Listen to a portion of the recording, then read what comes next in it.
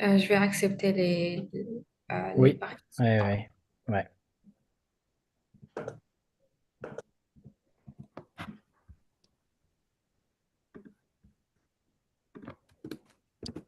Okay, we're good. Mhm.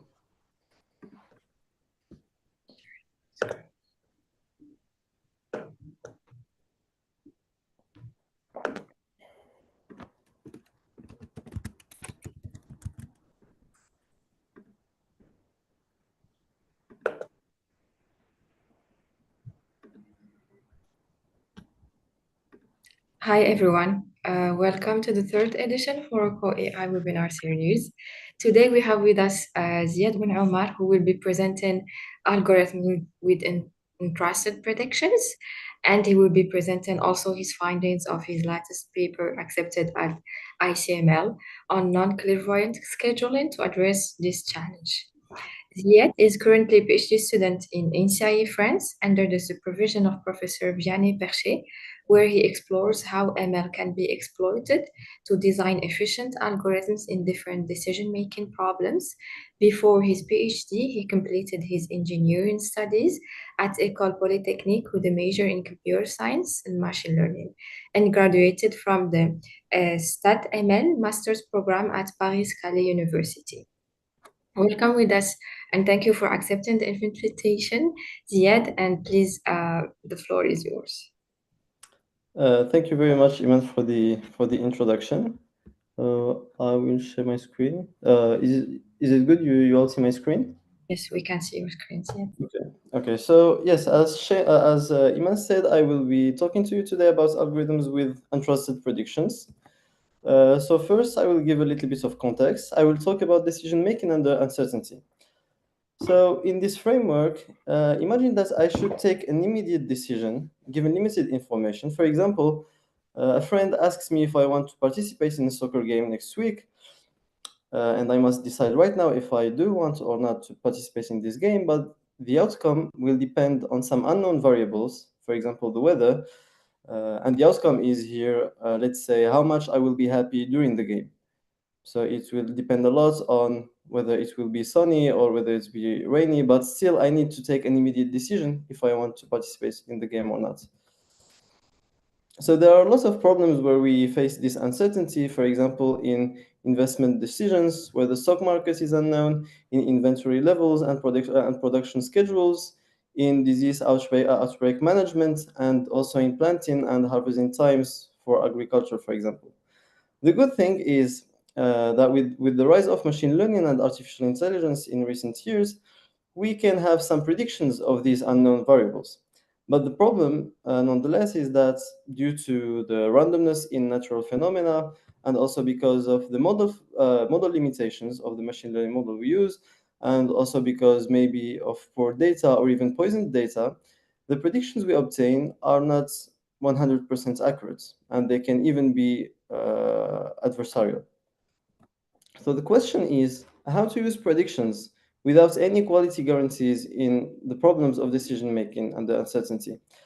So to bring elements of the answer to this question, I will first talk about online algorithms, and I will present the theoretical framework behind them. Then I will talk about learning-augmented algorithms, which is the name given to online algorithms with predictions. And finally, I will talk about my paper, Non-Clairvoyant Scheduling with Partial Predictions, as Iman sorry said, that was accepted in ICML and which I will present in 2 weeks. So in online algorithms, we have a problem that depends on some parameters b1 until bm, which are known, and also on some parameters x1 until xn, which are unknown. And the objective is to take actions during time, minimizing the cost function c of bx and of these actions. So during the run of this online algorithm, the unknown parameters might be revealed bit by bit to the decision maker. And with each new observation or data, a new decision must be made, of course, without knowing the future data points. Now, some notation: if we choose an algorithm alg that decides how the actions will be taken during time, we will denote by alg of bx the cost induced by the algorithm with the parameters b and x. And then we denote by opt the optimal offline algorithm, which knows x beforehand and which takes optimal decisions during all the process. So a good online algorithm must have a cost close to that of opt on all instances. Now, to quantify this sentence of being close to opt, we will define the competitive ratio. So let alpha be some constant larger than 1. We will say that an online algorithm alg is alpha competitive if for any instance defined as xb, the cost induced by alg is at most alpha times the cost induced by opt on this instance. And the smallest constant alpha satisfying this inequality will be called the competitive ratio of the algorithm alg, and we will denote it CR of alg. So a good algorithm, as I said earlier, is an algorithm that has a competitive ratio close to 1. So to get a little bit more intuition on these notations and definitions, I will talk a little bit on this key rental problem. So in this problem, we assume that I am living in a snowy city, and on each new snow day, I should decide between two options. The first one is to rent a ski equipment for 1 day, which will cost, for example, 100 dirhams, or I can enroll in the annual subscription, which will cost 2,000 dirhams, but then I will not have to pay any additional costs for skiing for all the rest of the year. Well, the problem is the number of snow days is unknown, and so it is not clear how to make the decision of renting or buying. So to formalize this a little bit more, we can assume that renting has a cost of 1, while buying has a cost b that is larger than 1, and we can call x the unknown number of snow days. So in this problem, the algorithm opt, the optimal offline algorithm, which knows x, can choose the less expensive option between buying from the beginning or renting all the time, and this will induce a cost of minimum bx. Now, on the online side, if we consider an algorithm that does not know x, we can consider the following algorithm. So alg rents for the first b days, then buys. And we can show with very simple arguments that the cost induced by alg is at most twice the cost induced by opt on any instances.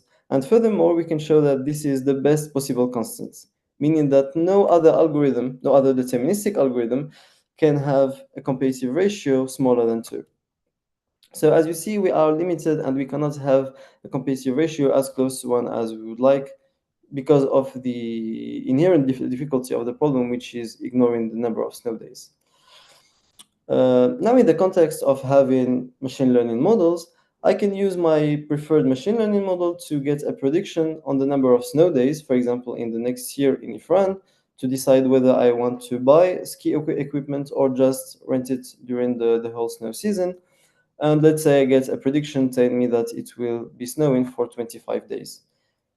Now, it is not clear how to use this prediction. So before talking about how to cope with the prediction, we can formalize the problem as follows. So when we have a prediction, we have the old parameters of the problem, which are the cost of renting equal to 1, the cost of buying equal to b, the number of snow days, which is unknown, and we have additionally a prediction of the number of snow days that we will call y. So the difficulty is indeed that we don't know if y is a good prediction or a bad prediction, and there is no way of knowing it unless we observe the number of snow days. So we want to design an algorithm that will take into consideration this prediction y, and we would want it to have some good guarantees. So the properties we want algorithms using predictions to have are first consistency. So we want the competitive ratio to be close to 1 if the prediction is accurate, meaning if the prediction is accurate, I am as good as the optimal offline algorithm. And in the same time, we want it to be robust. So we want the competitive ratio to be close to 2, which is the competitive ratio achieved by the algorithm I presented a few slides ago. So yes, we want to have a competitive ratio close to 2 if the predictions are arbitrarily bad, meaning that it is the same as if we have no predictions. And finally, we want the competitive ratio to be smooth, that is to degrade smoothly as the prediction error increases. So a first naive algorithm using the prediction y is the following. So we can simply say if y is larger than b, then it is better to buy. Then we buy at day one, and if y is smaller than b, we keep renting until the end of the snow season. So this algorithm naively trusts the prediction. As we can see, the algorithm is consistent. So if y is indeed equal to x, then the cost of alg is exactly the cost of bx. That is a good property. But the problem is that the algorithm is not robust. So if we assume that y is smaller than b, but x is larger than b, then the cost induced by opt is b, while the cost induced by the algorithm will be x. The algorithm will rent until the end of the snow season.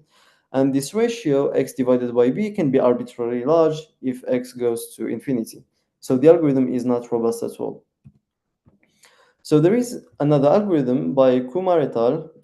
In a paper that was published in NeurIPS 2018, sorry. So this algorithm is parameterized with the parameter lambda in 0, 1 that indicates somehow how much risk we want to take with respect to the prediction. So the algorithm works as follows. If y is larger than b, then the algorithm rents until they lambda times b, then buys. And if the algorithm is smaller than, if y, sorry, is smaller than b, then the algorithm simply rents until they b divided by lambda, then buys. So what this algorithm does is that when y is larger than b, here the prediction tells me that I should buy rather than renting. So the algorithm takes a little bit of precaution. So it does not buy at day one, but takes a little bit of precaution and rents until day lambda times b, and then it buys if the snow season is not over yet.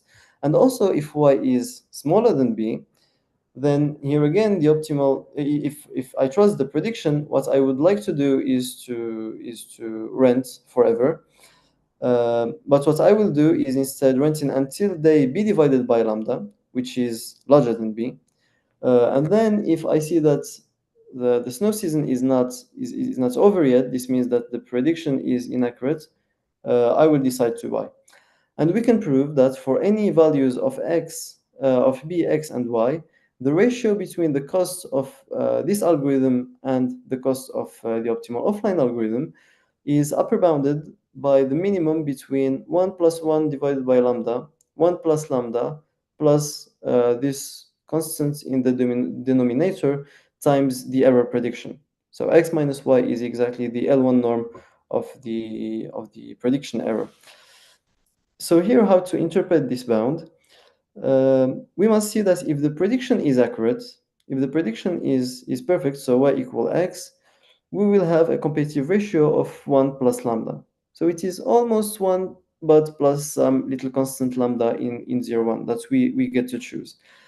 And now if the prediction is arbitrarily bad, so even if this value equals infinity or something very, very large, the competitive ratio is always smaller than 1 plus 1 divided by lambda. This term here is the robustness term. So I am always better than this robustness term, and if I am consistent, I have a competitive ratio of 1 plus lambda. And for the smoothness, well, this the competitive ratio degrades with this dependency, which is a linear dependency with respect to the error and normalized by the cost of opt. So to understand a little bit more this bound, I plotted it for lambda equal 0.5 and lambda equal 1. So for lambda equal 1, I have a robustness of 2, which is the same as I obtain with the algorithm not using predictions, but then the consistency is always larger than 2 also. So I just have a competitive ratio of 2 all the time, independently of the prediction error with lambda equal 1.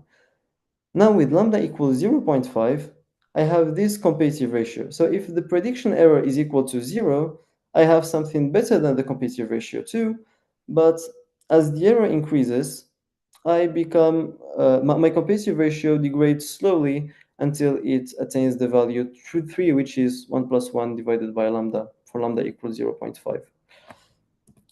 So here is the plots with other values of lambda. So the green plot is with lambda equals 0.7, while the orange one is with lambda equals 0.1.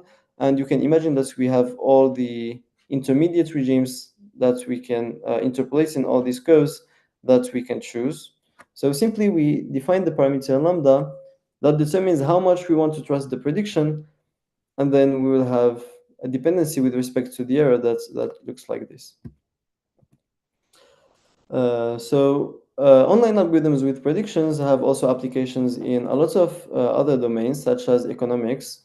They are used in auctions, facility allocation, mechanism design, and others. In system design, such as scheduling, caching, and networks, and later I will be talking about scheduling, and also in the design of data structures, such as there have been papers on binary trees, dictionaries, and priority queues, and many other data structures. So this link right here gathers a list of all the papers on learning augmented algorithms, and they are classified by theme, so you can have a look at the papers that might interest you the most. So now I will move to talking about my paper, non-clairvoyant scheduling with partial predictions, which is a joint work with my PhD supervisor, Vianney Perchet. So first, in the non-clairvoyant scheduling problem, the classical one without predictions, we have n jobs, which are tasks to run on a machine, of sizes x1 until xn. So when we say that a job has a size x1, it means that executing this job or this task on a machine requires a processing time equal to x1. So these processing times are unknown, but we need to schedule these jobs on a single machine, with the objective being to minimize the sum of their completion times. So you can interpret it as wanting to terminate as many jobs as fast as possible. And we assume that preemption is allowed and free, meaning that we can stop a job during its execution and resume it afterwards. And this is equivalent to saying that we can run multiple jobs concurrently at rates that sum at most to 1. So here's a figure just to explain a little bit more the problem. Imagine that I have two jobs or two tasks of processing times x1 equal 1 and x2 equal 3. I can choose to run x1. So here x1, sorry, is represented in blue and x2 is represented in white. So I can choose to run x1 first until it terminates, and then run x2 until it terminates. In that case, x1 will terminate at time 1, t1 equal 1, while x2 will terminate at time 4. So it is 1 and then plus 3, which gives 4. And the objective function, which is the sum of the completion times, is equal here to 5.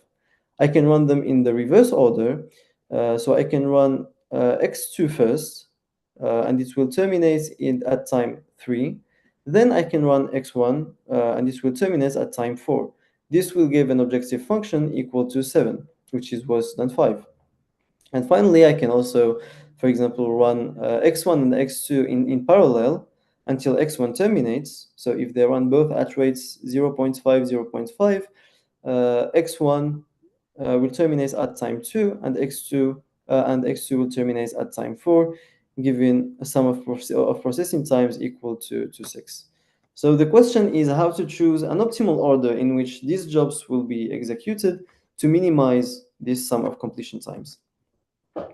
So if we consider a scheduling algorithm alg that decides in which order I schedule the jobs, we will denote by dij the delay caused by job j to job I, which is the amount of time spent on job j before job I terminates. And we will denote by pij the mutual delay caused by jobs ij to each other. So it is the sum of dij and dji. With these notations, we can write the termination time of a given job I as xi plus the sum of the delays caused by the other jobs to this job I. And with this, the cost function of alg, which is the sum of the completion times, so simply the sum over all these terms, can be written as the sum of xi's plus the sum of pij with I smaller than j. The optimal offline algorithm in that problem is simply the algorithm that runs all the jobs in one after the other until completion in non-decreasing order. And we can prove that its cost is the sum of xi's plus the sum of the minimum between xi and xj. Okay, so now what is the optimal online algorithm? So the algorithm that does not know these jobs xi. So here, sorry, just to insist more on this, this optimal offline algorithm runs the jobs one after the other in non-decreasing size order, meaning that it knows the values of xi. But the whole problem in scheduling, in the non-clairvoyant scheduling problem, is that the job sizes are not known. So we can prove that no online algorithm have a competitive ratio smaller than 2. So this is true for any online algorithm, and this is the best. And this is a tight constant because we have an algorithm round robin that achieves this competitive ratio. So what round robin does is simply runs all the unfinished jobs at equal rates. Uh, it treats all the jobs with the exact in the exact same way. So it runs them in parallel at equal rates, and it has a competitive ratio of 2. So it means that the cost of round robin is always at most twice the cost of opt. So now scheduling with predictions. If we assume that we have predictions y1 until yn of the unknown job sizes x1 until xn, but we don't have any quality guarantees on these predictions, we must design an algorithm that is, as I precised earlier, consistent, robust, and smooth. And in this problem, the prediction error would be denoted by eta, and this is the sum of all the absolute differences between xi and yi. So results by Purohit, Svitkina, and Kumar in 2018, again in NeurIPS, shows that if all the job sizes are larger than 1, then we can design an algorithm that has a competitive ratio always smaller than the minimum between 2 divided by 1 minus lambda and 1 divided by lambda 1 plus 2 times eta divided by n. So here lambda is again a parameter of the algorithm that we tune to reflect how much we are willing to trust the prediction. And this right term here is the robustness. So whatever is the value of the error of the prediction error, the competitive ratio is always smaller than 2 divided by 1 minus lambda. But then we have a consistency equal to 1 divided by lambda if eta equals to 0, and the smoothness again is defined with as the dependency of this term to eta. And as we see, we have a trade-off between the consistency and the robustness. The parameter lambda, when chosen in 0, 1, the larger lambda is, the smaller is this term, but then the larger is the larger is this term, but the smaller is this one, and vice versa.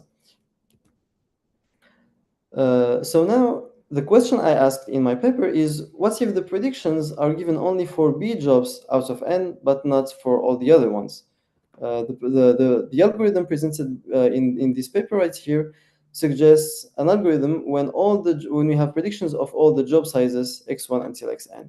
But now here I want to see the setting where we only are given predictions y1 until yb of x1 until xb. In that case, the prediction error is simply this sum from I1 to b of xi minus yi absolute value. So if b equals to 0, the algorithm's actions are independent of the job sizes. But the problem is that this is no longer true if b equals to 0. And this creates many additional technical difficulties when wanting to prove lower bounds. But still, we managed to prove two types of lower bounds. The first one, we prove that for any algorithm and for any value of n and b, the competitive ratio of alg is larger than 2 minus b divided by n minus this small constant times b divided by n, 1 minus b divided by n, basically. So for proving this, we use IID job sizes sampled from an exponential distribution with parameter 1. But still, we wanted to improve more this upper bound. So in the particular case of b equal wn plus some small term, so b divided by n here basically is equal to w, we show that the competitive ratio of any algorithm is larger than 2 minus w minus a constant that is even smaller than the previous constant times w 1 minus w. So the difference between these two bounds is that this one holds for any values of b and n, while this only holds asymptotically where n goes to infinity. And for the proof, we use another type of IID distributions defined with this sale probability. So now we move to the design of an algorithm for this problem. The algorithm we suggest is the following. We call it switch with breakpoints zi, I smaller than b. So what this algorithm does is that it runs all the jobs with unknown job sizes. So the jobs xb plus 1 until xn. It runs round robin on these jobs until they have been executed for a time z pi of 1. So here pi is simply a permutation ordering the values of these breakpoints. So z pi of 1 smaller than etc. smaller than z pi of b. So we run all these jobs until they have been executed for a time z pi of 1. Then we run job x pi of 1 until it terminates. We continue round robin on the jobs with unknown sizes until they have been executed for a time z pi of 2. Then we run x pi of 2 until it terminated, and we iterate this process. So the question is how to choose these breakpoints and what guarantees can we obtain when choosing them. So we prove that with zi equal to yi, if we have perfect predictions, then the competitive ratio is smaller than 2 minus b divided by n, which is a very plausible bound.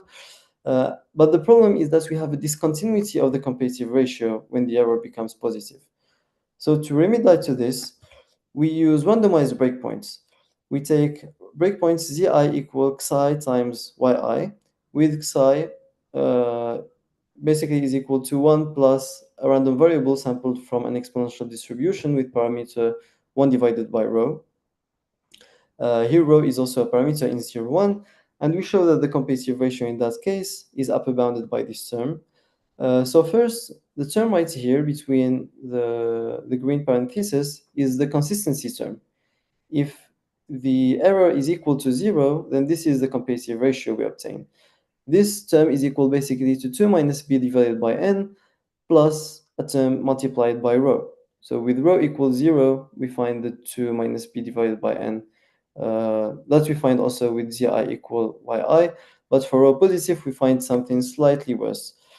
But on the opposite, this blue term here is the smoothness term, and as we can see, it depends on the inverse of rho. So here, what is interesting is that we have a trade-off between the consistency and the smoothness of the algorithm that does not appear in other problems. And well, to the best of my knowledge, our paper is the first one that exhibits such a trade-off. So with this parameter rho, we decide how much we want to sacrifice consistency in order to have a smooth dependency with respect to the error.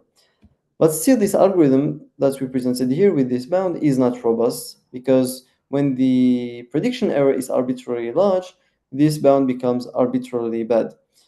So we design a preferential algorithm that runs concurrently this algorithm switch and round robin at rates lambda and 1 minus lambda. So they are run in parallel at these rates, and we can show that the competitive ratio of this algorithm, called PA for preferential algorithm, is always smaller than the minimum between 2 divided by 1 minus lambda and this competitive ratio, which is this one, divided by lambda. So we have the consistency robustness trade-off as the one that appears in other problems, and additionally we have this consistency smoothness trade-off. So this was the main results of the paper, and in this curve we illustrate a little bit the upper bounds and lower bounds we obtained. So this 2 minus b divided by n is the competitive ratio that we obtain in the case of perfect predictions, and the orange lower bound is the lower bound that we obtain non-asymptotically, so that holds for all values of b and n, and the green one is slightly better, but it only holds for asymptotic values of b and n when n goes to infinity. But so yes, basically the lower bounds match the competitive ratio, but there is still a small gap between both that needs to be addressed. And here is a figure to illustrate a little bit the performance of our algorithm. So let's focus maybe on the left figure. So here we assume that we have job sizes sampled from a Pareto distribution, and we take predictions equal to xi plus some normal noise with variance tau. And as we can see here in blue, this is the competitive ratio of round robin on this instance. So it's a little bit smaller than 2, which is good. So what we know in theory is that it is always smaller than 2. And then we have this competitive ratio of switch. So the switch algorithm that is not robust has this competitive ratio. So it starts at some point close to 1, considerably smaller than the competitive ratio of round robin, and it increases as the error parameter grows, but then it can go to infinity as the errors become larger. So what we do is that we run the preferential algorithm instead, which is robust, but we sacrifice a little bit of consistency to be robust. So as you see, this algorithm right here has a competitive ratio that is much better than round robin when the predictions are accurate, and that becomes slightly worse when the predictions are inaccurate. So this shows that our algorithm is also good in practice. And yes, so this right figure on also shows, sorry, the behavior of switch with different values of b. But maybe let's see the other figure, and I will finish after this. So here, to illustrate better the trade-off we had between consistency and smoothness, we consider a different type of job sizes and different error values. So we take yi equal xi plus a noise that is uniform in minus tau tau. And what we show is that for rho equals 0, so rho equals 0 is basically no smoothness. And this is what you observe experimentally. So we have a competitive ratio that is small, but as soon as the error becomes positive, we have a discontinuity of the competitive ratio, and it becomes immediately larger. While for even small values of rho, such as rho equals 0.1 or rho equals 0.5, we have a little bit worse consistency. So in terms of consistency, we are a little bit worse than the blue curve, but the advantage is that we have a very slow increase of the competitive ratio when the error parameter grows.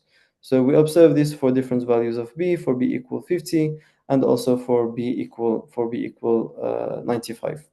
So as I said, this to the best of our knowledge, our paper is the first one that exhibits this trade-off between consistency and smoothness, and we are working on other problems where we think it might also appear. So that was the presentation. Thank you very much for attending, and I am open for any questions. Thank you very much, Ziyad, for this very instructive presentation. I really appreciated the fact that you used two parts, and the first part was a very nice introduction.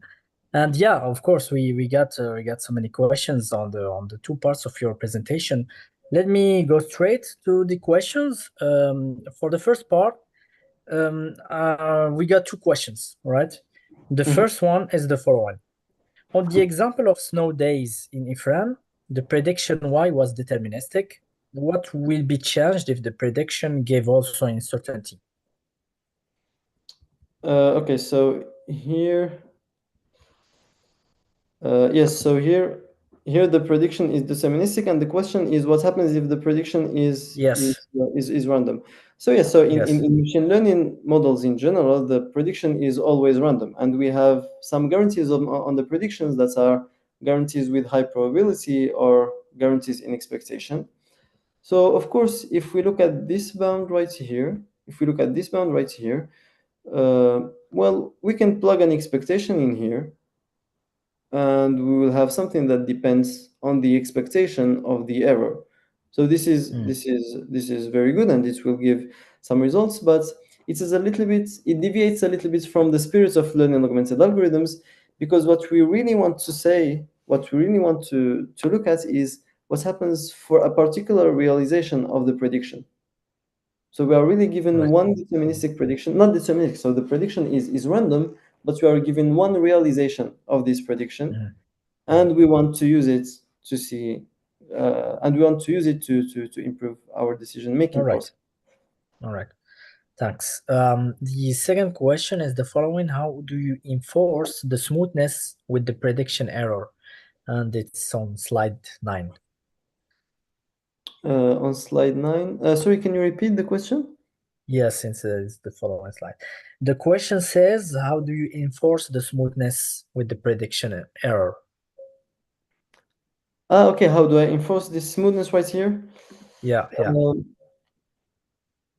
well, this smoothness, it really appears from the analysis.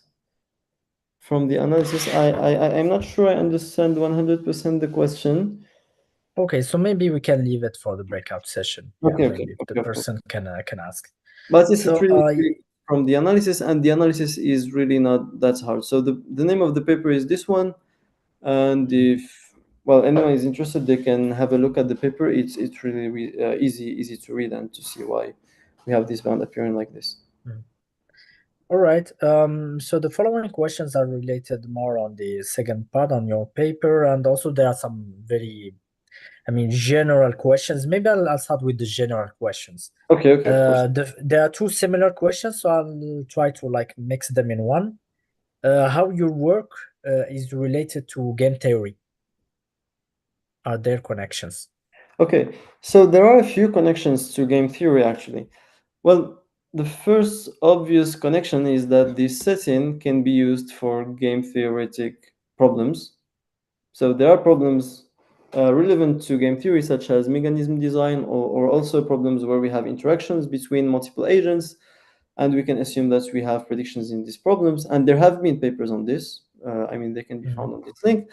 But the more important link is, I think, the following. So here we can see, there are some papers that interpret this prediction as being chosen by some adversary player that can choose the prediction to be accurate or inaccurate, but its objective would be to force you to have a bad trade-off between the consistency and robustness. So here we really assume that X, B, and Y can be chosen adversarially, and we want to have the best bound possible. And also there have been papers that study the Pareto frontier of the dependency between consistency and robustness. So here a natural question is it possible to have better robustness and consistency? For example, is it possible to have here 1 plus 1 divided by lambda, but only have here 1 instead of 1 plus lambda? So it is not possible, for example, because there is a paper proving that this is Pareto optimal. So for people interested in Pareto optimal, studying Pareto optimal frontiers, this is done a lot in the study of learning-augmented algorithms for deciding what are the best consistency and robustness trade-offs. All right. Thanks. The next question is related to slide 18. So Okay. the question says, can we find the proofs in the paper of these inequalities? And was it hard to find them? Yes, of course. The paper gives the full proofs of of all the claims that I stated. Well, the proofs are quite technical actually, but if for someone that wants to, it depends on really how much understanding the person wants to get on the proof. But if they just want to get the general idea and how IID job sizes are used to prove lower bounds, they can just have a look at what happens in the non-clairvoyant scheduling problem, even without predictions, and it will be much easier to understand. But yes, the full proof is given in the paper, and maybe we can discuss this more in detail Sure. in the next Sure. slide. Okay, let's move to the next question. Slide 20. Did you Yes. try other distributions to choose from the randomized breakpoints? Yes. So I believe it's yes here. Yeah. Well, yes, we chose other distributions. And what we came to understand is that first we need to take distributions that have a support in 1 plus infinity. If we take distributions that have bounded supports, the job sizes and the predictions as I said, in a game theoretic framework, can be chosen by an adversary to force me to have a bad bound in here, because this is a worst case bound. So first we came to understand that we need to take distributions that have a support in 1 plus infinity. But then we can take exponential distribution. We can take a distribution with tail 1 divided by x squared, for example, and they do also work.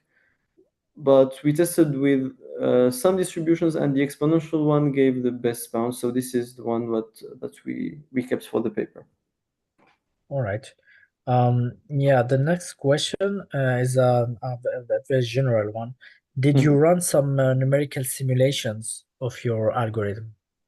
Yes. Well, we ran numerical simulations, and these are the results we obtained. So Okay. this curve is simply shows the theoretical bounds, but these two last slides really show what we obtained in via experimental simulations. Okay. So yeah, so more details are in the paper then. Mhm. And yeah, another maybe obvious question is about your code, and I guess the code is also available maybe with the paper. Well, the code for this paper, we did not put it online yet. Well, Mhm. mainly because it is not cleaned yet, but I intend to put it online Okay. in All right. the next few weeks or next few months. Okay, so for the sake of time, I'll just take like two last questions.